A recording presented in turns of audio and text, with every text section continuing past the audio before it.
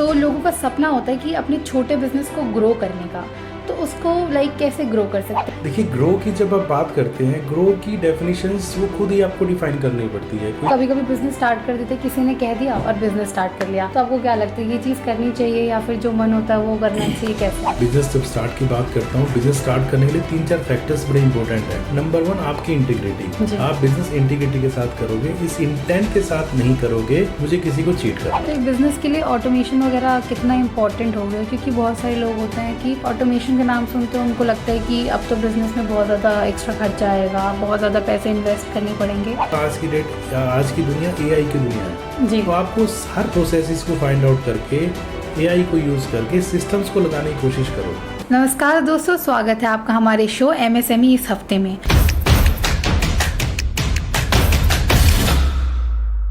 आज हमारे साथ ऐसे एक्सपर्ट बैठे हैं जो छोटी कंपनीज को सपना तो दिखाते हैं लेकिन उन्हें हकीकत भी बनाते हैं।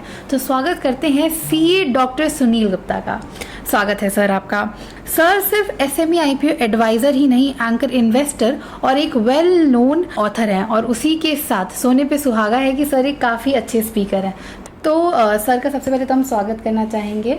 धन्यवाद आकांक्षा। अपने एमएसएमई संपर्क का जो आपका प्लेटफार्म है और जो आप जिस तरह से एमएसएमईज को हेल्प करते हो, उनको कनेक्ट करने में, बिजनेस बड़ा करने में, गवर्नमेंट की पॉलिसीज उनके सामने लाने के लिए, और जो अवेयरनेस प्रोग्राम आप करते हैं, so it's a great programme.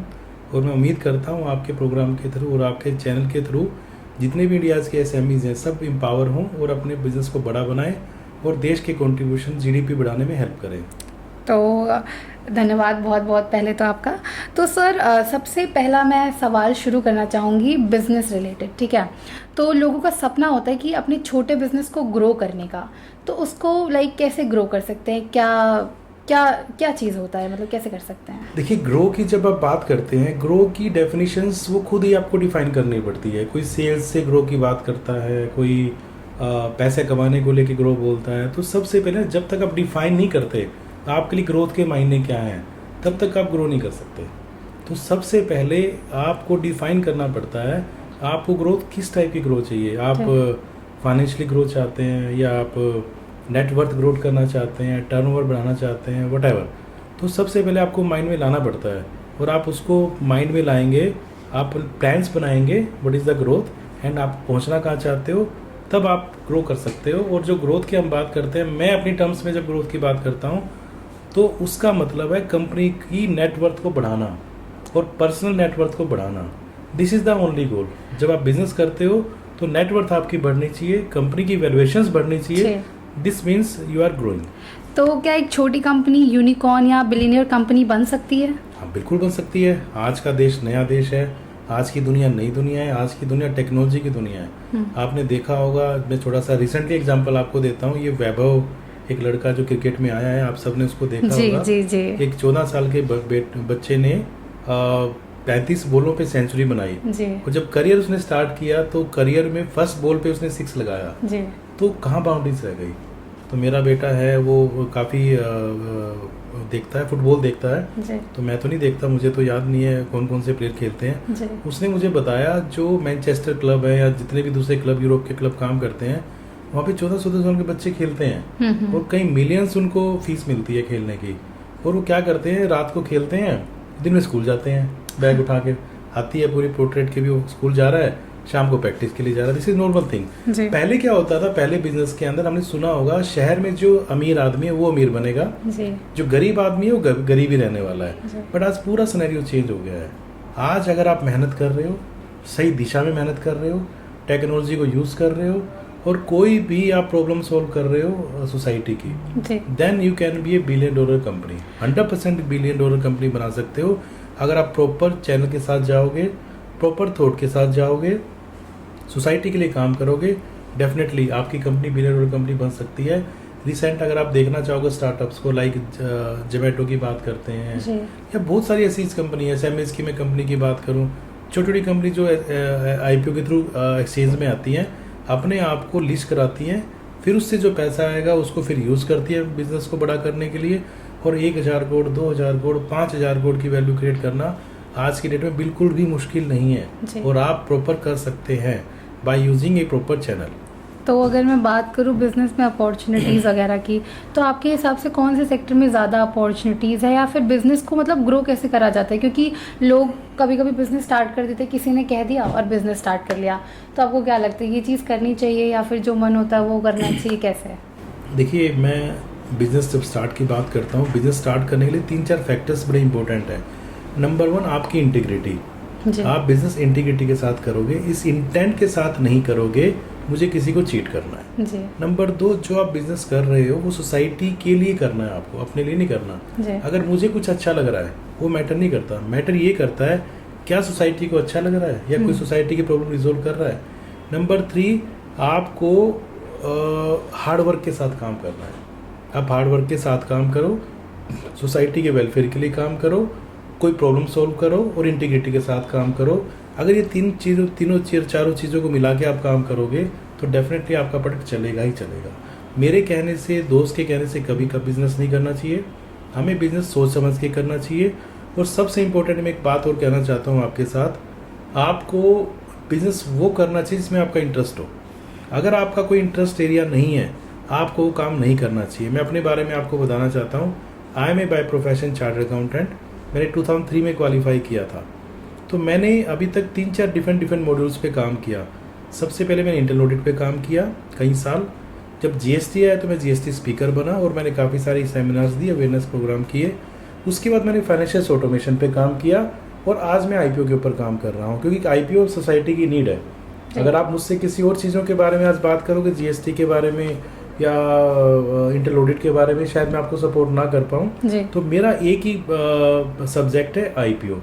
IPO आपको चाहिए, फंडिंग आपको चाहिए, then you can call me, और otherwise I am not available for anything. क्यों? क्योंकि मेरा इंटरेस्ट का एरिया। इसी तरह से आप कोई भी बिजनेस करोगे, आपको मन मार के कोई काम नहीं करना, आपका इंटरेस्ट होगा, पक्का उस बिजनेस को आप आगे लेके जा सकते हो। आप एप्पल का एग्जांपल ले लो, मैंने इंटीग्रिटी की बात की, एप्पल इंटीग्रिटी के साथ काम करता है जी। नंबर 2, प्रॉब्लम सोल्व कर रहा है। वो सबसे बड़ी प्रॉब्लम आपकी सिक्योरिटी की है, आपका पूरा डाटा फोन पे रहता है। तो कहीं ना कहीं उसने एक क्लोज एंडेड सॉफ्टवेयर ना बना के, ओपन एंडेड सॉफ्टवेयर ना बना के क्लोज एंडेड सॉफ्टवेयर बनाया, जो कि उसमें ही, एप्पल में ही काम करता है। तो वो प्रॉब्लम सोल्व कर रहा है कि भाई आपका डाटा सेफ है। तीसरा, वो आपको हार्डवर्क के साथ काम कर रहा है, डेली बेस पे नए अपडेट करते हैं, सब चीज़ों करते हैं। तो आज इसलिए एप्पल दुनिया का सबसे बड़ा प्लेयर है। इसी तरह से आप कोई भी सेक्टर उठाओगे, आप जेप्टो की बात करो, 10 मिनट में डिलीवरी दे रहे हैं, जोमेटो की बात करो, खाना आपको डिलीवर कर रहे हैं, तो they are solving some problem. Ola Uber की बात करो, तो अब आप भी इंडस्ट्री में जो भी बिजनेस कर रहे हो, you just find out what are the difficulties faced by the society and how you are going to resolve it. तो this is the main factor, fundamental factors. अगर आप इस पे काम करोगे तो डेफिनेटली आप by approaching a good systems you can also rise. तो लाइक जैसे आपने एक टर्म यूज़ करा ऑटोमेशन, तो एक बिज़नेस के लिए ऑटोमेशन वगैरह कितना इम्पॉर्टेंट हो गया? क्योंकि बहुत सारे लोग होते हैं कि ऑटोमेशन का नाम सुनते हैं उनको लगता है कि अब तो बिज़नेस में बहुत ज़्यादा एक्स्ट्रा खर्चा आएगा, बहुत ज़्यादा पैसे इन्वेस्ट करने पड़ेंगे, तो ये गैप आ जाता है, लोग यूज़ नहीं करते हैं इन चीज़ों को। तो इस गैप को आप कैसे ब्रेक करेंगे और क्या सोल्यूशन देंगे इसका? देखिए, मैं एक बात को समझता हूँ, हम सबके पास ना एक बड़ा लिमिटेड सा टाइम है जी। आपके पास भी एक लिमिटेड काम करना है। 24 घंटे में से हम 8 से 10 घंटे ही काम कर पाते हैं जी। आप बड़े बिजनेसमैन को लोगे, वो भी 8 से 10 घंटे काम करते हैं, मैं भी 8 से 10 घंटे काम करता हूँ और आप भी 8 से 10 घंटे काम करते हो जी। अब लेकिन सबकी प्रोडक्टिविटी अलग है, सबके रिजल्ट्स अलग है। अंबानी जी जो 8 घंटे में कमा रहे होंगे, आप और हम नहीं कमा सकते डेफिनेटली। और इसी तरह से कोई सब्जी बेचने वाला है, वो नहीं कमा पाएगा जो आप और हम कमा पा रहे हैं। तो ये सारी की सारी बात आती है how you will utilise your time to productive things. ये सबसे इम्पोर्टेंट है आपको। अगर आप ऑटोमेशन की बात नहीं करोगे तो आप क्या कर रहे हो? आप कोई भी पर्सन्स को लगा के काम कर रहे हो या खुद से आप काम कर रहे हो, तो आपको क्या करना होगा? आज की दुनिया एआई की दुनिया है, तो आपको हर प्रोसेसेस को फाइंड आउट करके एआई को यूज़ करके सिस्टम्स को लगाने की कोशिश करो। अगर कोई छोटा सा स्टार्टअप है, छोटी सी कंपनी है जो 2-4-5 लोगों से काम कर रही है, उसको भी मैं ये कहूँगा, आपके सामने पूरा इंटरनेट है। अब उस प्रोसेस को काम करने के 2 तरीके हो सकते हैं, या तो आप मैनुअल काम करोगे या आपका सिस्टम काम करेगा। सिस्टम काम करेगा तो आपको सस्ता पड़ेगा, और दूसरी बात क्या है, वो सिस्टम आपको एक्यूरेसी के साथ काम करेगा। और आपको बड़ा बनने के लिए आज आपके पास छोटी सी टीम है 5 से 6 लोगों की, आप उसको मैनेज कर पा रहे हो। बट जब आपका बिजनेस बड़ा हो जाएगा 50 लोगों का 100 लोगों का, तब आप क्या करोगे? मैं यहाँ पे इंडिगो का एग्जांपल आपको देना चाहता हूँ। इंडिगो फ्लाइट ऐसी कंपनी, एयरलाइंस कंपनी है जो प्रॉफिटेबल वेंचर में पड़ा था। शायद 3,000 करोड़ का प्रॉफिट अर्न किया उन्होंने। अदरवाइज सारी जितनी भी आप किंगफिशर की बात कर लो, आप जेट की बात कर लो, ये सब लॉस मेकिंग कंपनी रही और पूरी की पूरी बैंकरप्ट हो गई, वो यहाँ से गई हैं। बट उसने क्या किया, इंडिगो ने टाइम को कम कर दिया। मान लीजिए दूसरी फ्लाइट अगर चलती है वो 4 राउंड लगाती है, तो ये 5 राउंड लगाती है। जो दूसरी फ्लाइट्स अगर आधे घंटे में अपने आप को फ्री करती है, ये शायद 50 मिनट्स में कर देती है। उसके साथ इन्होंने ये ठंडा खाना वहाँ पे देते हैं, सैंडविच देते हैं, ओवन नहीं रखे हुए, उससे वो तेल बचाते हैं। तो उन्होंने हर उस चीज़ पे काम किया जिसके थ्रू कंपनी खर्चे कम हो सकते हैं। फ्लाइट के ड्यूरेशंस बढ़ा दी इन्होंने। ये सारा का सारा ऑटोमेशन का ही पार्ट है। अगर आप अपने आप को ऑटोमेट नहीं करोगे तो आप आगे बढ़ नहीं सकते। मैं एग्जांपल और आपको देना चाहता हूँ। एक ट्रांसपोर्ट कंपनी है, मुझे भी अच्छे से रिकॉल नहीं है, बट मैं एग्जांपल आपको यहाँ पे जरूर देना चाहूँगा। उस ट्रांसपोर्ट कंपनी ने मेरे ख्याल से थाउजेंड्स ऑफ ट्रक्स हैं उनके पूरे वर्ल्ड में। तो उन्होंने पूछा AI से, हम पेट्रोल का खर्चा कम कैसे करें? तो उन्होंने कहा, मेरे को एग्जैक्ट ध्यान नहीं है, मैं आपको, उन्होंने कहा हमेशा लेफ्ट टर्न की तरफ जाओ। ठीक है। तो आपको ना राइट नहीं जाना, ऐसे करके शायद उन्होंने कुछ कहा था। आप यकीन नहीं करेंगे, उन्होंने इसको इम्प्लीमेंट किया और थाउजेंड्स ऑफ डॉलर्स हर साल बचाए। और AI से सिंपल ही क्वेश्चन। तो ये है मतलब AI की पावर। अगर AI को पॉजिटिवली हम यूज करें तो बिजनेस को काफी स्केलेबिलिटी बढ़ा सकते हैं। स्केलेबिलिटी आप बना सकते हो और उसके बाद लर्निंग आपको करनी होती है। देखिए आज का ना टाइम बड़ा ड्रास्टिकली चेंज हो रहा है। हम 5 साल पहले की दुनिया में नहीं जी सकते और 10 साल पुरानी जिंदगी में तो बिल्कुल भी नहीं जी सकते। आपको डेली बेस पे सीखना पड़ेगा। आज की डेट में पैसा कमाना चाहते हो तो एक मैं आपको टर्म देना चाहता हूँ, अर्निंग विद लर्निंग। अगर आप अर्निंग के साथ लर्निंग नहीं करोगे तो आपकी दोबारा अर्निंग आप नहीं कर पाओगे। अपने आप को अपग्रेड करना जरूरी है। आपके पास देखिए कैमराज हैं, फोन है, हर साल हर 2 साल में अपने कैमरे चेंज कर देते हैं, हम फोन चेंज कर देते हैं, हम AC चेंज कर देते हैं। अपने आप को कब चेंज किया? क्या हम हर साल अपने माइंड को नई डोज दे रहे हैं? हर घंटे कुछ पढ़ने के लिए दे रहे हैं? नहीं दे रहे। तो आपको सीखना तो पड़ेगा। एक प्योर साइंस है। जब तक आप अपनी बिजनेस के बारे में नहीं सीखोगे, आप नई टेक्नोलॉजी के बारे में नहीं सीखोगे तो कैसे ग्रो करोगे? आप आज किसी की फ़ोन में, मेरे को याद आ रहा है, मैंने 95 में कंप्यूटर किया था। उस टाइम पे 1.4 MB की फ्लॉपी आती थी। 1.4 MB। और आज की डेट में 1 TB तक के आपके पास फ़ोन में स्पेस मिलता है। तो सोच के देखो 95 से लेके आज हम 2025 की बात करते हैं, 30 साल के अंदर कितना फ़र्क आ गया। और ये एकदम तो नहीं है, ग्रेजुअली आया होगा ना। तो क्या हमने अपने आप को चेंज किया? अगर मैं 95 जैसी तरह से सोच रहा हूँ तो आज मैं कैसे कर पाऊंगा? नहीं कर पाऊंगा। तो we have to think like a first comer. हम फर्स्ट टाइम यहाँ पे आए हैं। नया सीखो, लर्निंग करो, लर्निंग के साथ आपकी अर्निंग होगी। तो काम करते हो, कोई बिजनेस करते हुए आपको लर्निंग तो लेनी, लर्निंग, विजन, ये सारी चीजें काफी इंपॉर्टेंट होती है बिजनेस में। देखिए कोई भी चीज आकांक्षा माइंड में, कोई भी काम ना लाइफ में 2 बार होता है जी। पहली बार माइंड में, उसके बाद रियल में जी। जब तक आप माइंड में कुछ सोचते नहीं हो तब तक वो काम कभी नहीं हो सकता जी। तो सबसे पहले सोचना पड़ता है। आज मैं चार्टर्ड अकाउंटेंट बना तो मेरे ख्याल पे कहीं से आया होगा जी। मेरे को याद है कहाँ से आया था। तो मैं 4th क्लास में था। तो मेरे जो चाचा जी हैं वो CA थे और मैं बिलोंग करता हूँ हरियाणा से, जींद से बिलोंग करता हूँ। तो हमारे यहाँ आते थे ऑडिट करने के लिए, बैंक के ऑडिट पे। तो मुझे बैंक का मतलब ही नहीं पता था। बट उनके पास गाड़ी थी, उनके पास ड्राइवर था और जब वो आते थे ना पूरी फैमिली उनके पीछे पीछे रहती थी। बड़ी सपने देखना काफी इम्पोर्टेंट है, तभी इंसान बड़ा बन पाता है। हाँ, तो मैंने सपना देखा। उस सपने के बाद मैं माइंड में लेके मुझे CA बनना है। तो अपने आप सारी चीजें अपने हिसाब से डेस्टिनी आपको मिलाती है और आप वहीं पहुंच जाते हो जहाँ पहुंचना चाहते हो। तो सपने बड़े देखो। सपने बड़े देखने में कोई टैक्स लगता नहीं है। माइंड में उसको रखो और उसको अपने सामने रखो, उस पर एक्शंस लो। डेफिनेटली आप एक छोटे बिजनेस से बड़े बिजनेस में बन सकते हो। अगर आपके किसी दर्शक को मुझसे बात करनी है तो आप मेरा नंबर यहाँ फ्लैश कर सकते हो। I can talk to you 1-to-1 जी। तो और जो इस सेशन का इम्पोर्टेंट जिस चीज़ के बारे में बात करने वाले हैं वो है SME IPO। तो जब IPO का टर्म आता है तो लोगों को लगता है कि ये बहुत ही बड़ा टर्म है, कैसे करेंगे, लॉन्च कैसे होता है। तो एक बार थोड़ा सा शॉर्ट ओवरव्यू दे दीजिए कि SME IPO होता क्या है। यस, मैं आपको बताना चाहता हूँ 2008 में जब लेमैन ब्रदर्स स्कैम हुआ जब बैंकों ने एसएमईज को लोन देना बंद कर दिया तो गवर्नमेंट ने देखा अगर एसएमईज के पास अगर बैंक फंडिंग नहीं आएगी तो कैसे सरवाइव करेंगे जी। तो उन्होंने क्या किया, एसएमई आईपीओ के नाम से प्लेटफॉर्म लॉन्च किया जिसके थ्रू एसएमईज कंपनी अपने आप को लिस्ट करा के पैसा जनरेट कर सकती हैं, रेज कर सकती हैं। ये पैसा आपको इक्विटी के रूप में इक्विटी आप मार्केट में दोगे, उसके बदले आपको पैसा मिलता है सब्जेक्ट टू योर वैल्यूएशंस। उस पे ना तो आपको इंटरेस्ट देना पड़ता और ना ही आपको प्रिंसिपल वापस करना पड़ता।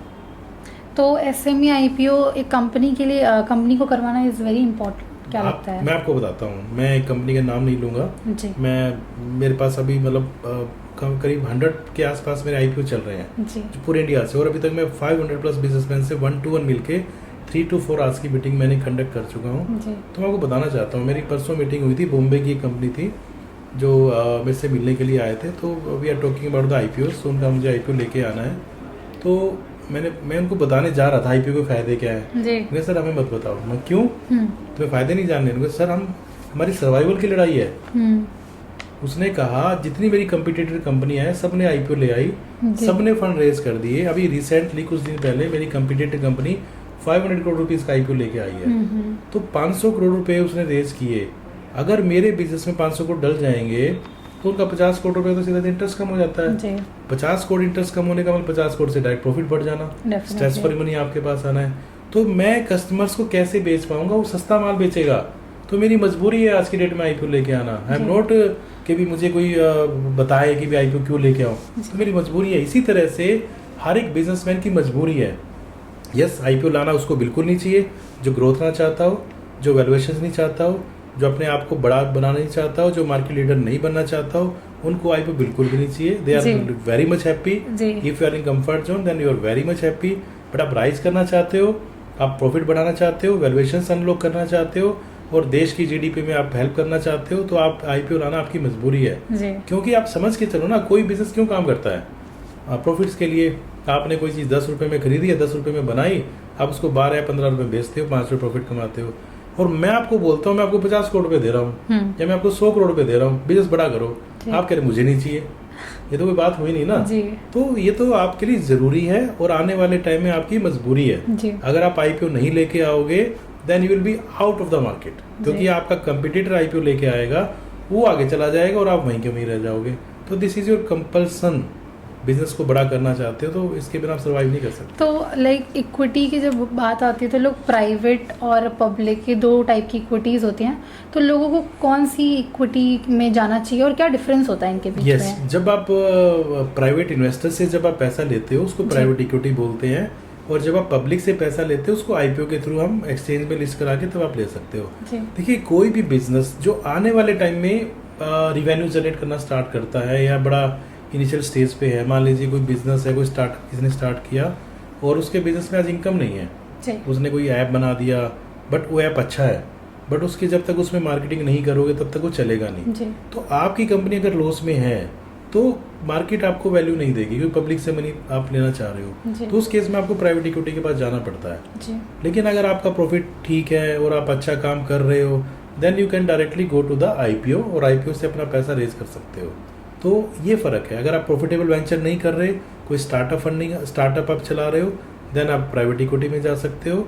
लेकिन मैं प्राइवेट इक्विटी में अगर आप फंड खुद से रेज कर पा रहे हो तो डेप्ट इज ऑलवेज बेटर। आप डेप्ट में जाओ, अगर डेप्ट नहीं मिल रहा तब आप प्राइवेट इक्विटी में जाओ। अदरवाइज आपका प्रॉफिटेबल बिजनेस वेंचर ठीक है, आप प्रॉफिट अर्न कर रहे हो, then you should directly go to the IPO, not to the private equity. तो लाइक जब आईपीओ का प्रोसेस होता है तो वो एसएमईज के लिए बहुत बड़ी मुश्किल हो जाती है। तो वो मुश्किल कहाँ आती है, उसको एक बार अगर आप लाइक डिटेक्ट करके बताएं कि वो मुश्किल कहाँ आती है और उसका क्या सोल्यूशन है? देखिए, मुश्किल कुछ नहीं होती, मैं आपसे कह रहा हूँ। एक ना बड़ी टर्म होती है, एक ना माइंड में हवा बन जाता है। मान लीजिए एक ना फैब्रिकेटेड डर होता है। फैब्रिकेटेड डर, मैं वहाँ चला गया तो क्या होगा, अगर ऐसा मेरे साथ ना हो जाए, तो ये ना सब फेक और फैब्रिकेटेड वर्ड है। ये ऐसा है, हम जहाँ पे अब स्टूडियो में बैठे हैं आपके और यहाँ पे धुआं भर गया तो हमें कुछ नजर नहीं आएगा, बट थोड़ा सा दरवाजा खोल दोगे तो पूरा धुआं बाहर चला जाएगा, हम दोबारा वैसे हो जाएंगे।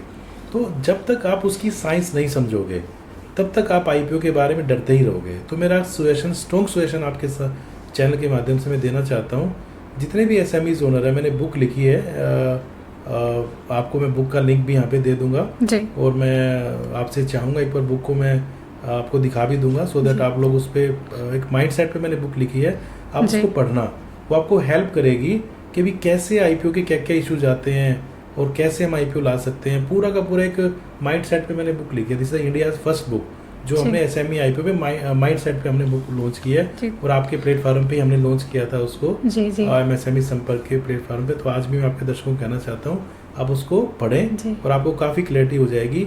जब तक आप उसको नहीं पढ़ते या जब तक आप अच्छे कंसल्टेंट से बात नहीं करते तब तक आपके डर बने रहेंगे, जो जायज़ भी है। तो मैं जो भी आपके डर हैं, कंप्लाइंसेस क्या होंगे, मेरा क्या नुकसान हो सकता है, कितने पैसे मेरे खर्च होंगे, मुझे कोई आईपीओ मेरी कंपनी में क्यों लगाएगा, तो बहुत सारे इश्यूज हो सकते हैं। अभी तक मैं 10,000 क्वेश्चंस के रिप्लाई दे चुका हूँ। लेकिन ट्रस्ट बिल्डिंग काफ़ी मुश्किल होता है सर, तो उससे कैसे हेल्प करते हैं? जो मैं कहना चाहता हूँ सरेंडर, एक सरेंडर वर्ड होता है। जितने भी आपके जो बिजनेसमैन देख रहे हैं, जो भी आपके चैनल्स के माध्यम से आपकी बात जहाँ पहुँच पा रही है जी। आपको ना ट्रस्ट क्रिएट करना पड़ता है। ट्रस्ट क्रिएट करने से पहले आप उसको जांच लो। देखिए हर फील्ड में अच्छे बुरे लोग रहते हैं, आप किसी को ब्लाइंड फेथ मत करो। आपके पास एक चेकलिस्ट होनी चाहिए, कौन अच्छा कौन बुरा। तो उस चेकलिस्ट के से आप अपना सारे क्वेश्चंस को टिक करो, आप अपने एडवाइजर से मिलो, जहाँ पे आपका मन टिकता है, जो आपको अच्छा लगता है गो विद हिम। उसके लिए परफॉर्मेंस आप ट्रैक कर सकते हो, उनका क्रेडिबिलिटी चेक कर सकते हो, उनका रिकॉर्ड चेक कर सकते हो, जो आपको एडवाइस करे। देखिए डॉक्टर्स, आर्किटेक्ट और एसएमई आईपीओ एडवाइजर्स तीनों एक ही टर्म्स में आती है। अगर हम बीमार हो जाते हैं तो अच्छे से अच्छे डॉक्टर के पास जाते हैं। डेफिनेटली। तो हम ढूंढ लेते हैं कौन सा अच्छा डॉक्टर है, वो आपको एडवाइस करता है, आप मेडिसिन खरीद सकते हो।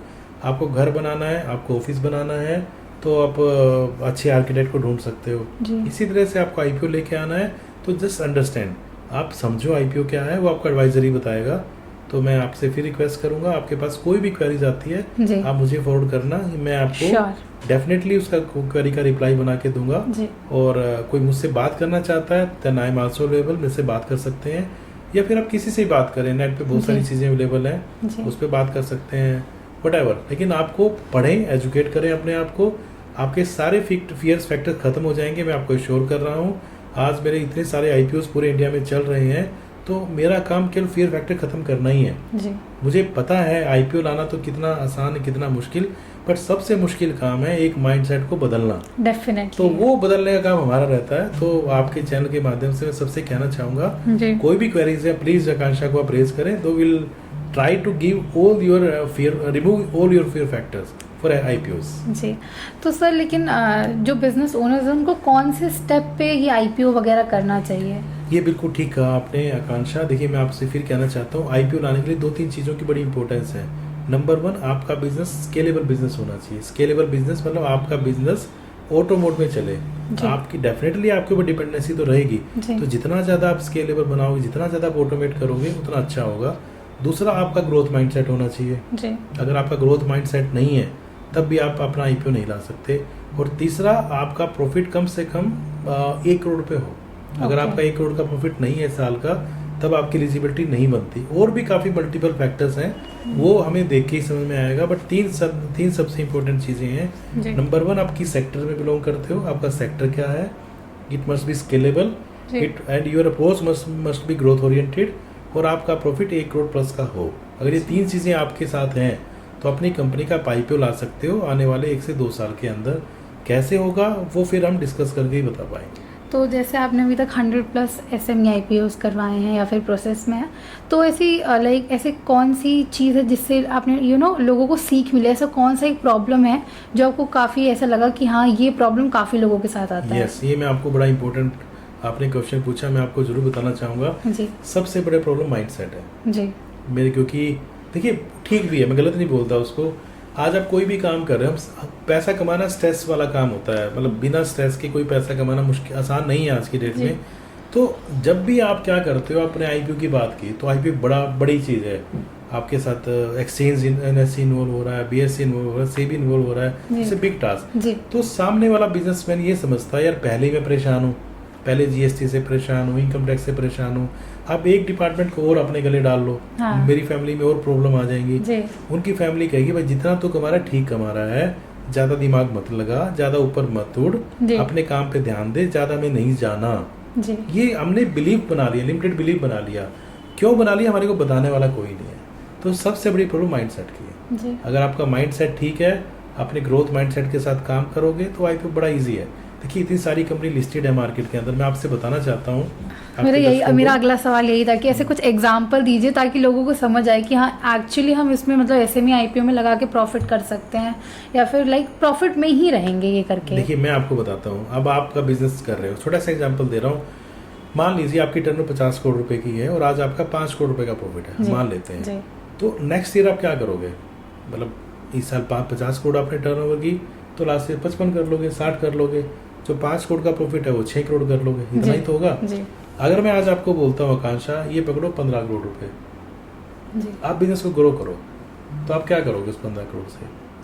सर अभी तो जैसे इनिशियली अगर मेरा बिजनेस है तो मतलब मैं आपसे बात कर रहा हूँ, आपका 50 करोड़ का टर्नओवर है और 5 करोड़ का प्रॉफिट है, ठीक है। अगर हम आईपीओ नहीं लेके आते तो आप नेक्स्ट ईयर में 50 या 60 करोड़ कर लोगे और 5 करोड़ का प्रॉफिट 6 करोड़ रुपए कर लोगे और इसी तरह से आपकी जिंदगी ईयर बाय ईयर चलती रहेगी। अगर मैं 50 करोड़ के प्रॉफिट के ऊपर 50 करोड़ की टर्नओवर के ऊपर और 5 करोड़ के प्रॉफिट के ऊपर अगर मैं आपको 15 करोड़ दे देता हूँ तो आपके बिजनेस में क्या फर्क आएगा? कुछ फर्क नहीं आएगा। क्यों? 15 करोड़ अगर आपके बिजनेस में आ जाएगा। तो सर मैं तो अगर मुझे एसएमई आईपीओ के बारे में पता नहीं तो मैं इधर ही लगाती रहूंगी, मार्केटिंग में लगा दूंगी। और नहीं, एसएमई आईपीओ के थ्रू अगर मैं आपको 15 करोड़ दिलवा देता हूं, एसएमई आईपीओ के थ्रू आप मेरे को 15 करोड़ दिलवा रहे हैं, आपके बिजनेस में जब 15 करोड़ इन्फ्यूज हो जाएगा तो जो आप उसमें इन्वेस्ट कहाँ करोगे? आप प्लांट मशीनरी खरीद सकते हो, आप मार्केटिंग में लगा सकते हो, आप वर्किंग कैपिटल में लगा सकते हो, R&D में लगा सकते हो, ज्योग्राफिकल एक्सपेंशन कर सकते हो। तो 15 करोड़ को कहीं भी आप इन्वेस्ट करोगे तो जो करोड़ आपकी 50 करोड़ की टर्नओवर थी और आपका बिजनेस ग्रोथ का पर्पज से है तो 50 करोड़ को उठा के 70-80 करोड़ को तो ले जाओगे ना एक साल में। जी, और 80 करोड़ के बदले जो प्रॉफिट पहले आपका 5-6 करोड़ का जो बच रहा था 10 करोड़ पे चला जाएगा। तो आपका बिजनेस ने ग्रो किया ना, आप मानते हो ना? अब ये पैसा आपको वापस भी नहीं करना। क्यों सर? क्या ऐसा क्या होता है? क्योंकि आप इक्विटी दे रहे हो। आप इक्विटी दे रहे हो अपने। देखिए पैसा ना 4 तरह से ले सकते हो। पहला पैसा है आपका बैंक का लोन। तो जब भी बैंक का लोन होगा आपके पास स्ट्रेस ऑफ रीपेमेंट होगा, राइट? दूसरा पैसा दोस्तों से लिया हुआ पैसा, तो आपको stress of loss of relationship होगा डेफिनेटली। तीसरा पैसा आपकी खुद की कैपिटल, वहाँ पे loss of fear of capital होगा। चौथा पैसा आपका प्राइवेट इक्विटी। प्राइवेट इक्विटी में लॉस ऑफ कंट्रोल हो सकता है। लेकिन आईपीओ की अगर मैं बात करता हूँ, आईपीओ का पैसा स्ट्रेस फ्री मनी है। आईपीओ का पैसा ही ऐसा पैसा है जहाँ पे कोई स्ट्रेस नहीं है। आप इंटीग्रिटी के साथ काम कर रहे हो, अपने बिजनेस में अच्छे से काम कर रहे हो, ग्रोथ माइंडसेट के साथ काम कर रहे हो। आपके पास कोई आपको ये बोलने वाला नहीं है कि भी आपके बिजनेस में आपने ये क्यों कर दिया। ईमानदारी से काम करो तो आप उस पैसे को ग्रो करो और आपका पैसा आप दे सकते हो मार्केट से। इक्विटी के रिलेटेड आप कोई किसी कंपनी का एग्जांपल है, कोई ऐसे एग्जांपल वगैरह देना चाहेंगे? हाँ, मैं आपको देना चाहूँगा। मैं अभी लास्ट ईयर एक कंपनी का हम आईपीओ लेके आए, करीब 1 साल हुआ उस कंपनी का आईपीओ लाए हुए। तो आपकी नोएडा की कंपनी है। सो प्रीमियर एयरलाइंस लिमिटेड का हम आईपीओ लेके आए थे। तो 230 करोड़ की टर्नओवर के ऊपर 12.5 करोड़ का हमने पैट पे हम आईपीओ लेके आए। तो बिफोर आईपीओ की वैल्यूएशन 0 थी क्योंकि मार्केट में शेयर नहीं है तो वैल्यूएशन अनलॉक हो नहीं सकती। आईपीओ लाने के बाद हमने 151 करोड़ की वैल्यूएशन पे उसका आईपीओ लेके आए और 40 करोड़ रुपीज हमने रेज किए। उस 40 करोड़ को रेज करके आज कंपनी की वैल्यूएशन 250 करोड़ रुपीज हो गई, यानी और 75% होल्डिंग मैनेजमेंट के पास है। जो 40 करोड़ उनको मिला उसको बिजनेस में इन्वेस्ट कर दिया और बिजनेस में इन्वेस्ट करने से प्रॉफिट को बढ़ा दिया। तो ये साइंस ऐसे ही काम करती है। तो लाइक हमारे इस चैनल को काफ़ी सारे फाउंडर्स, एंटरप्रेन्योर्स, काफ़ी ऐसे लोग दिखते हैं, तो अब उनको कोई 3 गोल्डन टिप देना चाहेंगे अपने बिजनेस को ग्रो करने के लिए? यस, मैं बिल्कुल देना चाहूँगा। मैं आपसे जो बिजनेस कर रहे हैं, मैं आपसे एक चीज़ ज़रूर कहना चाहूँगा। हम बिजनेस करते हैं प्रॉफिट कमाने के लिए, बिल्कुल ठीक है, जो गलत भी नहीं है, बट आप बिजनेस करो वैल्यूएशंस क्रिएट करने के लिए भी। क्यों? क्योंकि अगर कोई भी आपके फादर ने काम किया या आपका कोई भी ट्रेडिशनल बिजनेस आप कर रहे हो, उस केस में अगर आप कल बंद करते हो बिजनेस को, मान लीजिए आज आप बिजनेस कर रहे हो और आपकी 50 ईयर्स की आपकी एज है, 40 ईयर्स की आपकी एज है, 10 साल में 15 साल में आपको बिजनेस नहीं करना, आपको रिटायर होना है और आपके जो नेक्स्ट जनरेशन है वो बिजनेस में नहीं आना चाहती, आप क्या करोगे? उस बिजनेस को बंद कर देते हो। तो कोई वैल्यू तो नहीं देगा ना। तो आपको आईपीओ लाना होगा ताकि आपकी वैल्यूएशन अनलॉक हो जाए। आप अगर आप बिजनेस को चला रहे हो 20 साल से और ठीक ठाक प्रॉफिट अर्न कर रहे हो, तो आपकी 20 साल के बाद आपकी वैल्यूएशन 1000 करोड़, 2000 करोड़ या 5000 करोड़ भी हो सकती है, क्योंकि आप ऑलरेडी ठीक ठाक सा काम कर रहे हो। तो आपको ना प्रॉफिट के साथ साथ वैल्यूएशन पे भी फोकस करना चाहिए। आपका बिजनेस स्केलेबल होना चाहिए। स्केलेबल का मतलब क्या, समझा देता हूँ आपको। आपने किराना स्टोर खोला, किराना स्टोर तो आप खुद बैठे हुए हो और किराना स्टोर के थ्रू ट्रेडिंग कर रहे हो, बट आप आपने क्या किया, स्केलेबल बना दिया और आपने अमेजोन की तरह से काम किया, एक ऐप बना दिया। तो ऐप पे आपकी रिक्वायरमेंट नहीं है, अपने आप पेमेंट आ रही है और अपने आप उसको माल बिक रहा है, तो आप उसके थ्रू आपने स्केलेबल बिजनेस बना दिया। तो कोई बिजनेस करते हुए आपको इस बात का ध्यान रखना है, क्या वो स्केलेबल है या नहीं, नंबर 1, या सोसाइटी की कोई प्रॉब्लम सोल्व कर रहा है नहीं कर रहा। यहाँ पे मैं ओला उबर का एग्जांपल देना चाहता हूँ। तो ओला उबर ने क्या किया, पहले हम टैक्सी लेते थे, हमने रोड के बाहर खड़े हुए और हमने एक टैक्सी हायर की, देन हम उससे बार्गेनिंग करते थे व्हाटएवर। आज हम यहाँ बैठे बैठे मैं ऐप के थ्रू कैब बुक करा सकता हूँ। तो उससे सोसाइटी ने की क्या प्रॉब्लम सोल्व की, ओला उबर ने, उन्होंने सोल्व किया कि भी आपको ना कहीं बाहर रोड पे खड़े होने की रिक्वायरमेंट नहीं है, आप मोबाइल के थ्रू गाड़ी बुक करो और आपके पास यहाँ पे गाड़ी आ जाएगी। तो ये प्रॉब्लम उसने सोल्व की। तो इसी तरह से आपका जो भी प्रोडक्ट है, आपकी उस प्रॉब्लम को सोल्व करना चाहिए। जैसे मैं अपनी बात करता हूँ, मैं एडवाइज़र हूँ और साथ में मैं इन्वेस्टर हूँ। तो मेरा काम है एसएमईज को एडवाइस करना, उनको इनकरेज करना, उनका माइंडसेट बदलना, ताकि वो अपनी कंपनी का आईपीओ लेके आए। तो दिस इज माई जॉब। और ये मैं कर क्यों रहा हूँ, क्योंकि ये मार्केट की नीड है, सोसाइटी की नीड है, क्योंकि एजुकेशन नहीं है। ऐसा ना हो कल कोई आपकी कंपनी को खराब कर दे, आप गलत पर्सन्स के पास चले जाओ, आप गलत एडवाइजर के पास चले जाओ। तो आपको बड़ा ध्यान से समझना पड़ता है आपकी कंपनी का एडवाइजर कौन है। आप अच्छे एडवाइजर को रखोगे तो आपको अच्छी सलाह देगा, बुरे एडवाइजर को रखोगे तो बुरी सलाह देगा। जैसे कि भगवान कृष्ण ने पांडवों के साथ थे और शकुनी था जो कौरवों के साथ थे। तो शकुनी ने कौरवों को बर्बाद कर दिया और भगवान कृष्ण ने उनको जीत दिलाई इतनी बड़ी लड़ाई के अंदर। भगवान ने मौका दोनों को ही दिया था, बट उन्होंने चूज पांडवों ने किया, उनकी इंटीग्रिटी थी। इसी तरह से बिजनेस करते हुए आपको ध्यान रखना है, आपका बिजनेस कोई सोसाइटी की प्रॉब्लम को सोल्व कर रहा हो। माइंड में ओला उबर रखना, माइंड में अमेजोन रखना, मार्केट में जेप्टो रखना। उसके अलावा हाल ही में एक जोमेटो के एंटरप्रेन्योर दीपेंद्र गोयल भी काफी चर्चे में थे। यस। अभी ये दीपेंद्र गोयल, जैसे अभी आपने देखा उनका क्या नाम है, ये जो जोमेटो है, और जोमेटो की वैल्यूएशन अराउंड 2 लाख करोड़ के आसपास की वैल्यूएशन है और उसके पास करीब 5% की होल्डिंग है, करीब 10,000 करोड़ की वैल्यूएशन है। तो वो एक एंटरप्रेन्योर थे, सोच अच्छी रखी। एक छोटा सा एक बंदा जो आईआईटी पढ़ के आया है, जो कोई आईएम पढ़ के आया, लैपटॉप पे काम स्टार्ट किया, तो धीरे धीरे उसने उसको आगे किया, सोसाइटी के प्रॉब्लम को सोल्व किया। पेटीएम का एग्जांपल ले लो, अब जोमेटो का एग्जांपल ले लो, अब जेप्टो का एग्जांपल ले लो, ब्लिंकिट का एग्जांपल ले लो, ओला उबर का एग्जांपल ले लो। इन लोगों ने तो मार्केट में काफी ग्रो करा है, तो लेकिन सबने सारी कंपनीज ने एसएमई आईपीओ करवाया है। नहीं, एसएमई आईपीओ सब कर रहे हैं डेफिनेटली। पेटीएम का आईपीओ आया, आप यहाँ पे जोमेटो का आईपीओ आया, स्विगी का आईपीओ आया। अल्टीमेटली आप दुनिया की कोई भी 1000 कंपनी उठाओ, 2000 कंपनी उठाओ, आपको मिलेगा ही नहीं जो बिना आईपीओ के ग्रो कर सकता हो। आईपीओ के साथ ही आपकी ग्रोथ पॉसिबल है, उसके बिना ग्रोथ पॉसिबल नहीं है। तो आईपीओ को मैं ऐसे बोलता हूँ कल्प वृक्ष।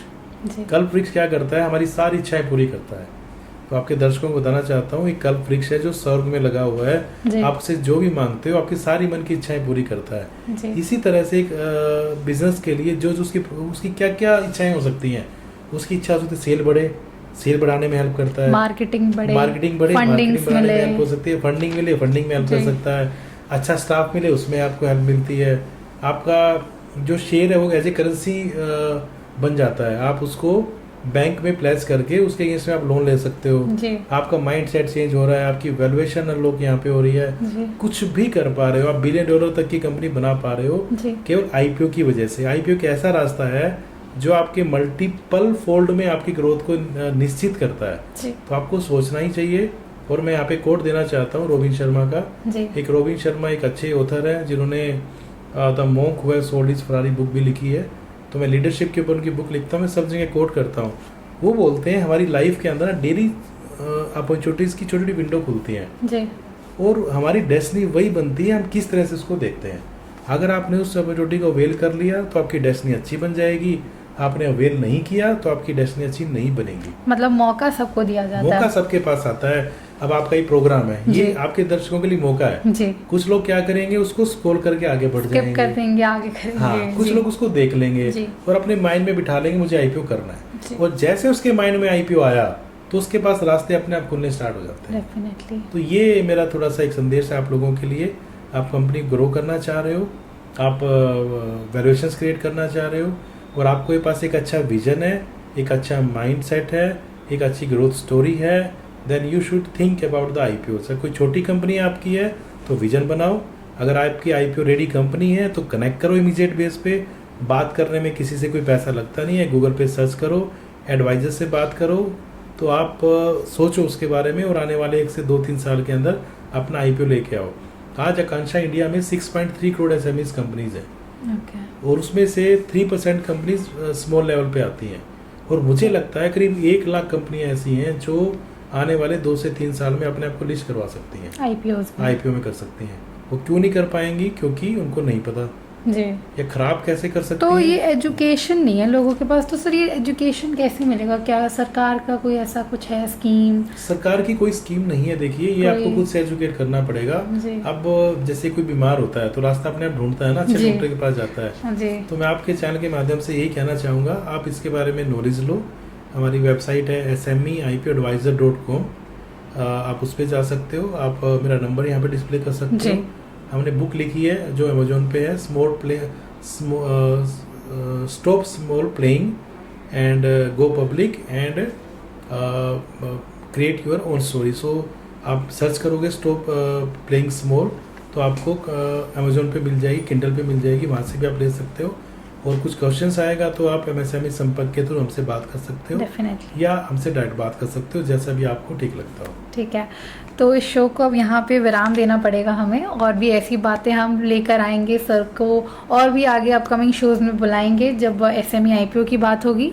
तो अभी हम आपसे धन्यवाद लेना चाहते हैं, और धन्यवाद आप सभी का, आपने ये शो पूरा देखा। मिलते हैं आपको अगले शो में, धन्यवाद। Thank you everyone. जो आकांक्षा, आपका मैं धन्यवाद करना चाहता हूँ, और MSME संपर्क का धन्यवाद करना चाहता हूँ। जो लोग कैमरे के पीछे बैठे हैं उनका भी धन्यवाद करना चाहता हूँ, क्योंकि आपके बिना ये पॉसिबल नहीं है जी। और मैं दुआ करूँगा आपके चैनल के माध्यम से, जो आपने पेड़ा उठाया है SMEs को एम्पावर करने का और बिलियन कंपनी बनाने का, आप उसमें पूरा हो। तो मेरी बेस्ट विशेज आपके साथ है। So thank you so much. Thank you.